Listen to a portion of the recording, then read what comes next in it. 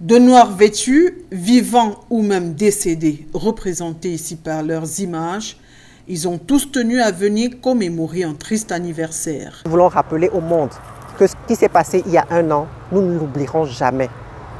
Nous ne l'oublierons jamais parce que c'est des familles, c'est des natifs d'ici qui ont été détruites et que cela ne se reproduise plus jamais. Ce sont environ 70 familles désormais en villégiature après le déguerpissement du samedi 14 mai 2022. On garde espoir. On ne peut pas ne pas garder espoir parce que c'est notre village. On n'a pas d'autre village. On est né ici. Moi, je suis né ici. Mon cordon ombilical a été enterré ici. Ma mère est née ici. Sa maman était née ici. C'est notre village. Alors quand on nous déloge comme ça, là, où est-ce qu'on va aller? Un des piliers de la famille et acteur du combat ayant rangé son arme avant cette commémoration, les enfants ont désormais le regard rivé vers le président de la République. Parce que quand j'entends que le chef de l'État a envoyé $1 million au président turc pour le tremblement de terre qu'il y a eu là-bas, et que les enfants de Dikolo n'ont même pas eu un sac de riz, 1 kilo de riz, c'est révoltant. Donc s'il est là, je ne pense pas que les Turcs sont des Camerounais. Il faudrait qu'il regarde ses enfants, ceux qui sont là, qui le portent et montrer qu'il est intéressé par ce qui nous arrive, qu'il est concerné par ce qui nous arrive. Mais il n'y a rien, il n'y a eu aucune assistance.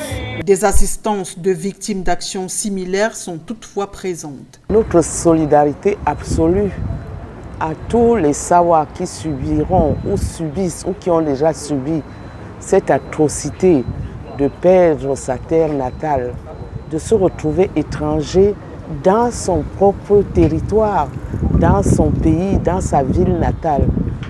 Personne ne peut imaginer la souffrance que c'est. Hélas, le silence assourdissant de Yaoundé depuis que l'événement de Dikolo s'est produit démobilise même la population telle que vous le voyez aujourd'hui. Les gens ont l'air de baisser les bras, ils n'y croient plus, parce qu'ils ne savent plus à quel saint se vouer. Ce dimanche 14 mai 2023, 12 mois après le déguerpissement, ils sont retournés sur le site avec en tête de file le roi Bel. Autorités religieuses, civiles et politiques, ils ont parcouru les rues de Bali afin d'entendre leur voix et faire bouger les lignes. Ce combat, ce rassemblement aujourd'hui, on l'a accompagné depuis qu'il y a eu l'idée pas de fêter, mais voilà, de commémorer cette date de sinistre mémoire. Voilà, je pense que la moindre des choses, c'était que, comme je suis à Douala, que j'en profite pour être là, à cette réunion. Je pouvais ne pas être là. Je sais qu'il y a des gens qui disent que ça ne sert à rien, mais justement, je pense que c'est plutôt le contraire.